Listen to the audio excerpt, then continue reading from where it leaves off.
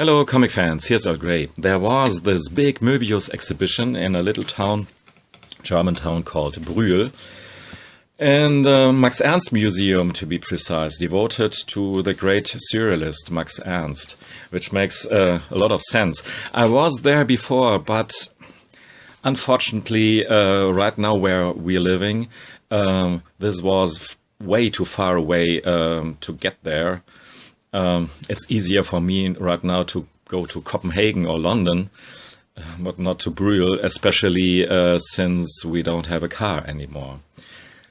So I'm still kicking myself a bit that I haven't tried it harder to get there, but at least I could manage to grab this beautiful catalogue right here. It's in German and English, so for those of you out there who don't speak German, this book is made for you as well, even though I don't know what they're doing, but it's really hard to get this book even in Germany. And on eBay there are some vultures selling this for more than 90 euros, which is way too high. I got this for 47 or 48 euros, which is a fair price, I guess. Especially since this is a very beautiful book. So now let's get into it. When you open it up, you know you're right there in Moebius land. And what a great way to start your book with this kind of picture. Arzak is flying in the back out of this cave here, and each and every creature depicted on this panel here, on this double page spread, is so full of imagination.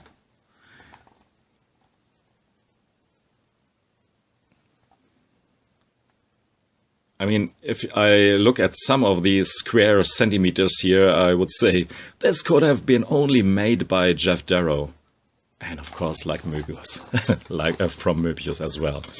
Like so many things in comic land, could have been by this artist or this artist only, or by Moebius, because he's really versatile, despite being this unique and distinct creator with this distinct vision here.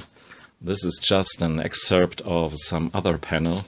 But what a great way to start this book, and selling each and every one who just flips randomly through these pages here. And after these 3 pages, you have, I think, the strong urge to get this book here. The fascination, the miracle of the world of Moebius. And when you flip through this book, even if you have read all of his comics, there's a lot of stuff that you haven't seen before, which is really great. I was a bit afraid that this is a collection of the usual art by Moebius, just enriched with some sketches or stuff, which is not true. I think at least half of it is new to me. I mean, we know this picture here very well, but so let's go through this book here and see what we can find. Of course, there's a bit of reference to the master of this museum here, Max Ernst. They have kept the amount of words in this catalogue to a minimum, and there are some words by, I guess, his wife, Isabel, and the master himself. Most of the stuff that you have read or seen before, if you're an avid Moebius reader, are these quotes or excerpts from the Inside Moebius series. There's quite a lot of them, and I can see why these fine art geeks found them mostly interesting, but we have a lot of other stuff here. So, selected works.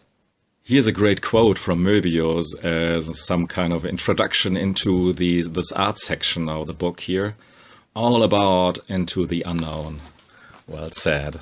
So, a lot of the art that was part of the exhibition were designs for interior decorations or poster art or illustrations for really rare books and stuff like that. So you will get really a big load of unknown material.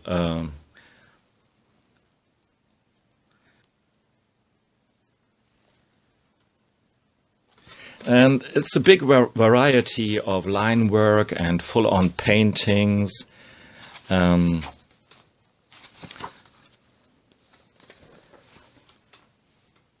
Blown up panel designs or cover designs. Yeah. This was some of the stuff that was really new to me. This crazy bunny here.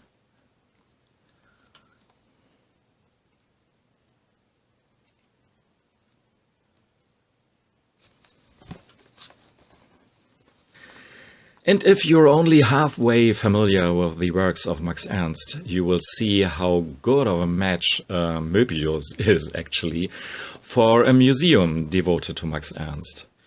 If Max Ernst would have lived, let's say, 50 years later, he would have made this kind of art. It is really a fascinating blend of fine art and sequential art, aka comics.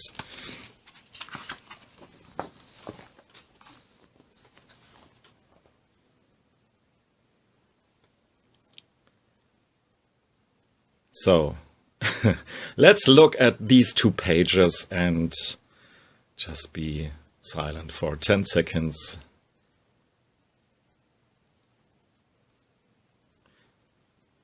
I would say if you're not started to drool yet, you don't have eyes. At least I love this. So, and then we have a bit more line work, which is not less exciting in my opinion. And again, more of these examples of, let's call it neo-surrealism or post-surrealism. Page to page with these nice imaginations of strange journeys, and here we see the full picture of that panel before that. And flipping through this book here, some other stuff strikes me, especially the sense of space that Moebius shared with almost no other. Strangely enough, this French cartoonist Zompé came into my mind.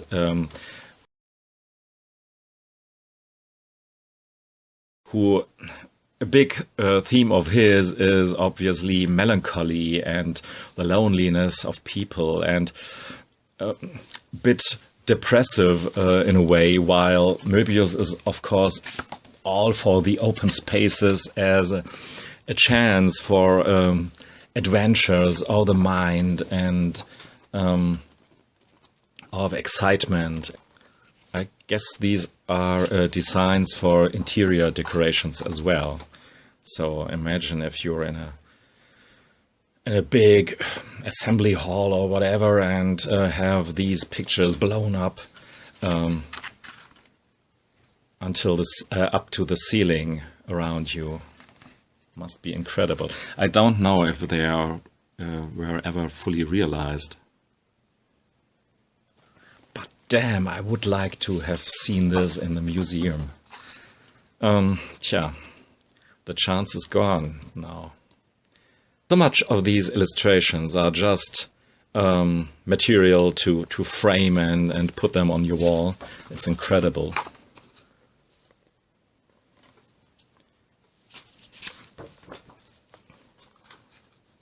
And even a smaller painting like this is just fascinating. And sometimes on some pages it's really interesting which pictures they put together. On the first glance, this is just, or it is a realistic illustration of some story. And here we have an abstract painting, but in a way it shows this, the way Moebius built his pictures. And with this page here, again, I have the sans-paix feeling of being lonely and a bit of melancholic mood, staring at something that you really can't grasp, but in a very positive, interesting Moebius-like way. And in a way, of course, it's the portrait of us readers or watchers, when we look into this book here, we are just overwhelmed with all the stuff that's within it.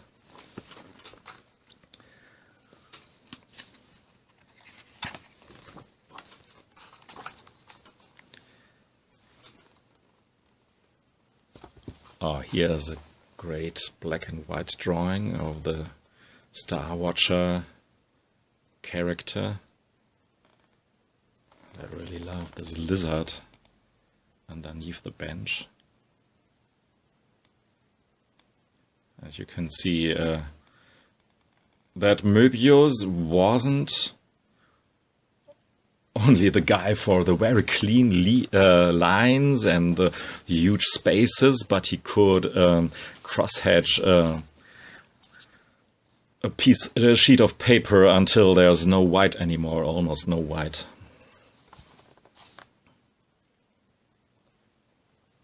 So here, case closed, I guess.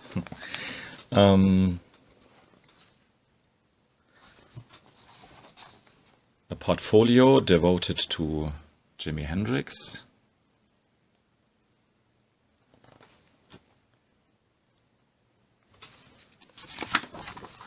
Each of these pictures one time in black and white and one time in color. All through this catalogue we will find Moebius' maybe most outstanding creation, Artsack, in different periods of his life, and drawn or painted in different techniques. A bit underrepresented in this catalogue here is Blueberry, but yeah, the exhibition eventually was called Moebius and not Jean Giraud. This is from the comic Jerry Springs, which was for the most part drawn by Giger, but Moebius did some drawing for the series as well, which are not the best examples of his art skills, I would say.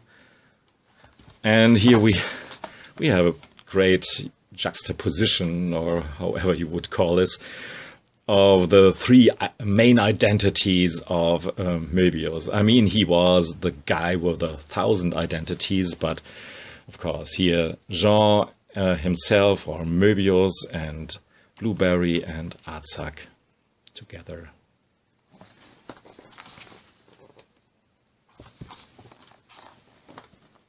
And this is kind of painting of Artsack as an old dude. Some of the stuff looks a bit like Philippe Drouillet, which is no wonder, because they were always kind of related, if Philippe Drouillet was ever related to anyone else. And yeah, this is obviously a nice homage to Nemo in Slumberland.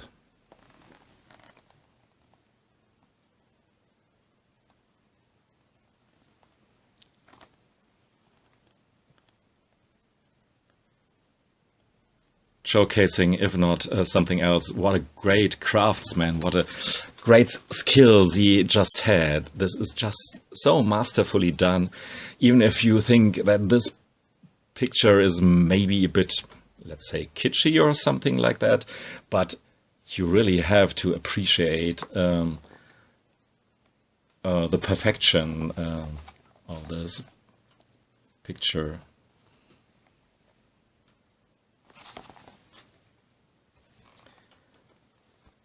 And another thing connects a lot of these illustrations is that you can see or experience the great use of colors from Moebius. Like for instance here, where your eyes are pulled, of course, to this globe on this building here, but right there to these two animals here, and these horn-like contraption of the dude right on the left side here. And then we have a bit more loose drawings by theme or storytelling and by the drawing technique, which is almost a sketch, but a very dreamy, fun sketch where you can see the crayon pencils at work here and the markers.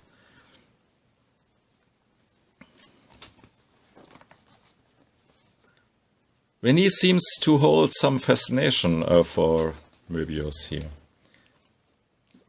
So yeah, I just can show you a fraction of this book here. It's well worth your money. And like I said, if you can get this under 50 euros or so. And you will see sides of Moebius that aren't as familiar to you before. Maybe like this weird chase scene here. Here are some early paintings from end of the 50s, beginning 60s. It showcases how, again, what a good fit he is in a museum devoted to a surrealist. Because this is very dark, almost Arnold Böcklin-ish, you know, this painting where this demon comes out of the background here. This is from '62, an homage to Dali, and a robot painting. So I guess I should end this video with this panorama view. I don't know how they exhibited this. I guess it was blown up real huge. This was created with the aid of computers and digital coloring, I guess. But with art from Moebius, it's impossible almost to erase the soul of the art, because there's so much soul in it, so to speak.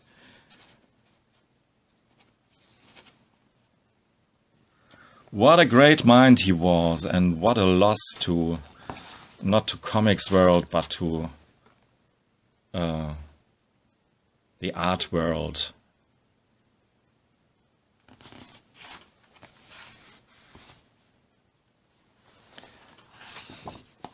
So, yeah, this has to be all for today. Thanks for listening and watching. Goodbye.